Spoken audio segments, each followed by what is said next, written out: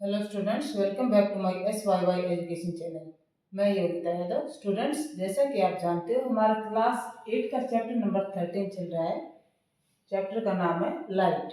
और इस चैप्टर की हम एक्सरसाइज की क्वेश्चंस कर रहे हैं क्योंकि आपके एग्जाम से बहुत ही पास में है, इसलिए आपको रिवीजन की बहुत आवश्यकता है। आपकी प्रिपरेशन को इजी करने के लिए और एक अच्छे ढंग से करने के लिए ही आपके लिए स्पेशल तौर पर ये वीडियो हम बना रहे हैं। इसलिए विशेषकर इनको अच्छे से देखें, अच्छे से समझें और समझकर लर्न करें, ताकि आपके एग्जाम में आपकी परफॉर्मेंस बहुत अच्छी हो। इसके लिए आप मेरे चैनल को सब्सक्राइब कर लीजिए, बेल आइकन को ऑन कर लीजिए, ताकि नए वीडियो का नोटिफिकेशन आपको तुरंत मिल जाए, क्योंकि हमारे टॉपिक कंटिन्यू रहेंगे। सभी आपके एग्जाम की प्रिपरेशन तक आपकी क्लास 8 का सिलेबस कंटिन्यू रहेगा, और जब आप नेक्स्ट क्लास में जाएंगे तो फिर 9th का सिलेबस हम शुरू करेंगे। इसलिए आप चैनल के साथ बने रहिए। आज हम कर रहे हैं एक्सरसाइज के वो क्वेश्चंस जिनकी आपके एग्जाम में आने की पूरी संभावना है।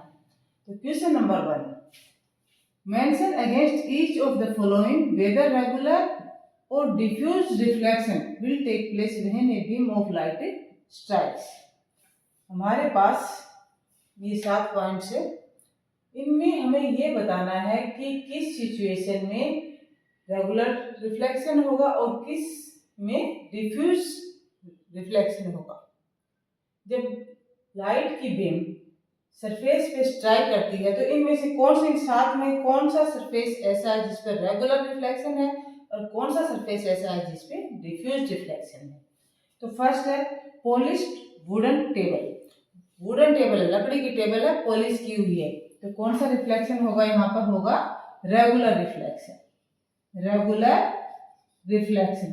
अब ये हम पहले की वीडियो में आपको समझा चुके हैं कि रेगुलर रिफ्लेक्शन कब टेक प्लेस होता है, जब कोई सरफेस स्मूथ है, पॉलिश्ड है, प्लेन है, तो ऐसे सरफेस पे रेगुलर रिफ्लेक्शन होता है।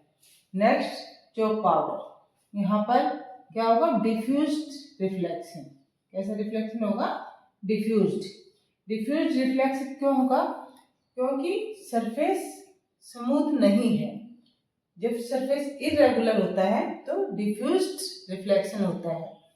Next, cardboard surface. यहाँ भी क्या होगा? डिफ्यूज्ड रिफ्लेक्शन, क्योंकि कार्डबोर्ड का सरफेस भी स्मूथ नहीं होता है। नेक्स्ट है marble floor with water separate over it. Marble का फ्लोर है और उस पर वाटर फैला हुआ है, कौन सा डिफ्यूजन होगा? रेगुलर सरफेस होगा, क्योंकि वाटर के फैलने से सरफेस क्या होगा? एकदम स्मूथ होगा। तो इसमें क्या होगा?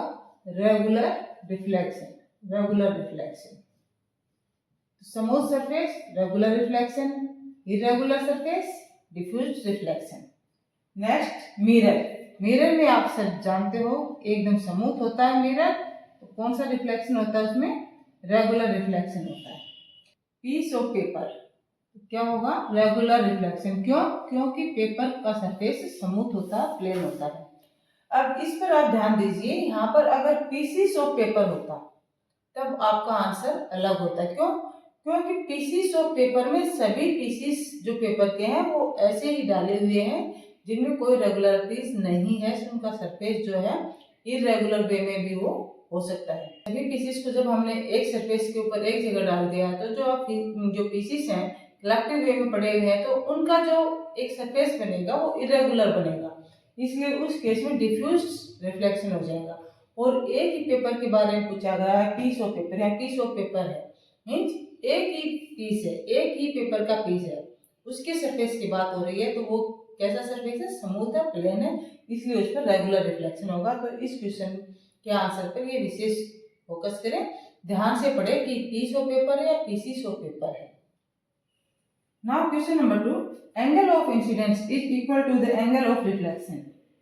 कि एंगल ऑफ इंसिडेंस है, ये हम लॉ ऑफ रिफ्लेक्शन में आपको पहले ही पढ़ा चुके हैं, वीडियो में अच्छे से इसको एक्सप्लेन कर चुके हैं कि angle of reflection and angle of incidence is always equal. अब ये हर समय क्या होंगे? इक्वल होंगे। तो हमारे यहाँ पर आंसर क्या आएगा? ऑलवेज। जब लॉ ऑफ रिफ्लेक्शन में एंगल ऑफ, फर्स्ट लॉ क्या है लॉ ऑफ रिफ्लेक्शन का? लॉ ऑफ रिफ्लेक्शन का फर्स्ट लॉ क्या है कि angle of incidence is always equal to the angle of reflection. Question number 3, image form by plane mirror is, कि जो plane mirror है उसके द्वारा इमेज बनाई जाएगी वो कैसे बनेगी। प्लेन मिरर को आप रोज देखते हो। फर्स्ट ऑप्शन हमारे पास विजुअल behind the mirror and enlarge, कि विजुअल होगी यानी आभासी, बिहाइंड द मिरर मिरर के पीछे होगी, एनलार्ज जितनी जो ऑब्जेक्ट है उसके साइज से इमेज बड़ी होगी। Second, visual behind the mirror and the same size as the object, कि विजुअल होगी आभासी, बिहाइंड द मिरर मिरर के पीछे, and same size as the object, और जिस साइज का ऑब्जेक्ट है उतने ही साइज की इमेज बनेगी। C, real at the surface of the mirror, C real at the surface of the mirror and enlarge, कि इमेज रियल होगी, वास्तविक जो इमेज है वो बनेगी, मिरर के सरफेस पे बनेगी और ऑब्जेक्ट की साइज से बड़ी बनेगी।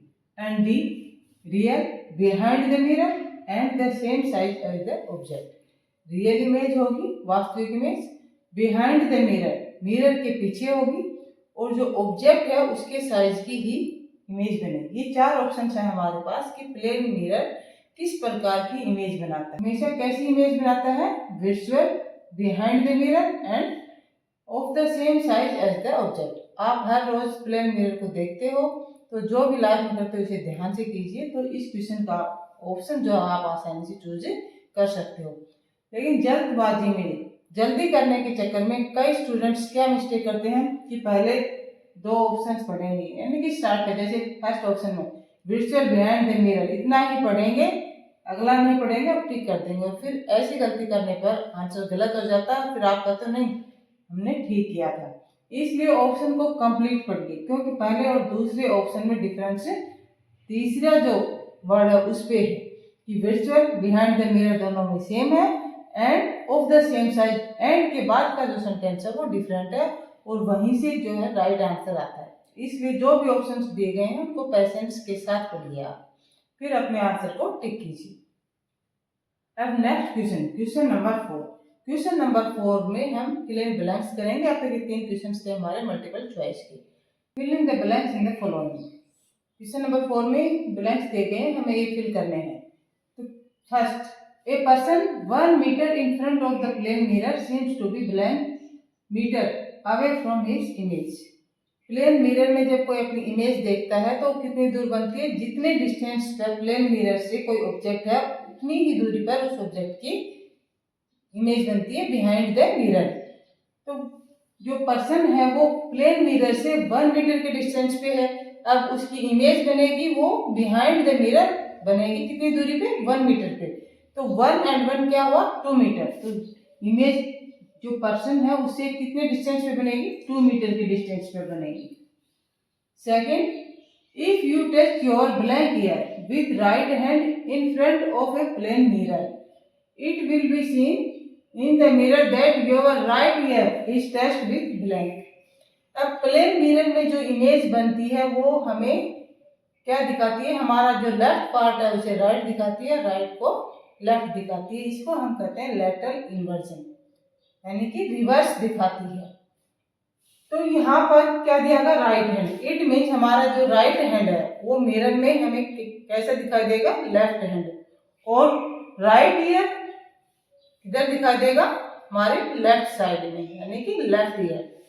तो इसका मतलब क्या हुआ कि if you touch your blank year with right hand, right hand से टच कर रहे हैं ईयर को, कौन से के आंसर में आगे लिखा राइट ईयर, इट मीन्स हमने कौन सा ईयर टच किया था, लेफ्ट, क्योंकि मिरर ने उसे रिवर्स कर दिया। तो यहाँ पर क्या है, ईयर के साथ है left. If you touch your left ear with right hand in front of a plane mirror, it will be seen in the mirror that your right ear is touched with, right hand था तो अब कौन सा image में हमें कौन सा hand दिखा देगा, लेफ्ट। तो क्या आएगा यहाँ पर, left, left hand, right ear is touched with left hand. Now 4, next जो है वो क्या है, the size of the pupil becomes black when you see in dim light. Dim light होती है तो हमारी जो आंख की प्यूपिल है वो एक्सपेंड होती है, एनलार्ज होती है। और जो ब्राइट लाइट होती है तो कॉन्ट्रैक्ट होती है, सिकुड़ जाती है, उसका साइज कम हो जाता है। क्योंकि प्यूपिल का काम है आंख में रोशनी जब जाती है उसको कंट्रोल करना।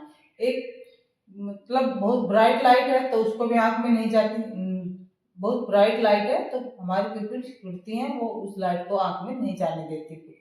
और डिम लाइट है तो आंख को देखने में हेल्प करती है, इसलिए एनलार्ज हो जाती है, फैल जाती है प्यूपिल। तो साइज क्या होगा यहाँ पर? एनलार्ज। क्या लिखेंगे हम? एनलार्ज, एनलार्ज, बड़ा साइज हो जाएगा। The size of the pupil become enlarged when you see in dim light. Next, night birds have blank cones then rods in their eyes. अब पहले तो हमें कोन सेल्स का एंड रोड सेल्स के बारे में पता होना चाहिए कि इनका फंक्शन क्या है। तो रोड्स किसके लिए सेंसिटिव है? रोड सेंसिटिव है डिम लाइट के लिए, और कोन्स सेंसिटिव है ब्राइट लाइट के लिए। अब रात में डिम लाइट होती है तो नाइट बर्ड्स हैं, उनमें कौन सी सेल्स ज्यादा पाई जाती है? रोड सेल्स ज्यादा पाई जाती है। नाइट बर्ड्स में रोड्स ज्यादा होती है, कौन से कम होती हैं, इसलिए यहाँ पर आंसर क्या आएगा हमारा? लेस।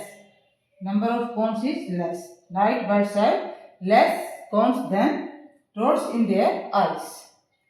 इन सभी क्वेश्चंस को अच्छे से लर्न कीजिए, MCQs and fill in blanks. ये आपके एग्जाम में अवश्य पूछे जाते हैं। अलग अलग जो मार्क्स के जो हमारे क्वेश्चंस बनाए जाते हैं 1 मार्क के, 2 मार्क के, तो उनमें ये क्वेश्चंस अवश्य पूछे जाएंगे। इसलिए सभी को समझकर लर्न करना है। इस प्रकार से वीडियो में समझाया गया है, कंसेप्ट को अच्छे से समझकर लर्न करना है, तभी आपको हमेशा के लिए वो याद रहेंगे। रोड लर्निंग करेंगे यानी कि रट्टा मार के आप लर्न करेंगे तो आपको उन आंसर्स को भूलने की संभावना बनी रहती है। इसलिए कंसेप्ट को समझिए, वीडियो को बार बार देखिए, और कहीं कुछ समझ नहीं आता तो कमेंट बॉक्स में कमेंट कीजिए। वीडियो हमारे कंटिन्यू रहेंगे इस चैप्टर के, इसलिए सभी वीडियोज को अच्छे से समझने के लिए, कंसेप्ट को समझने के लिए और एग्जाम की अच्छी प्रिपरेशन करने के लिए आप मेरे चैनल को सब्सक्राइब कर लीजिए, बेल आइकन को ऑन कर लीजिए ताकि नए वीडियो का नोटिफिकेशन आपको तुरंत मिल जाए। वीडियो को शेयर और लाइक कीजिए। Thank you for watching the video.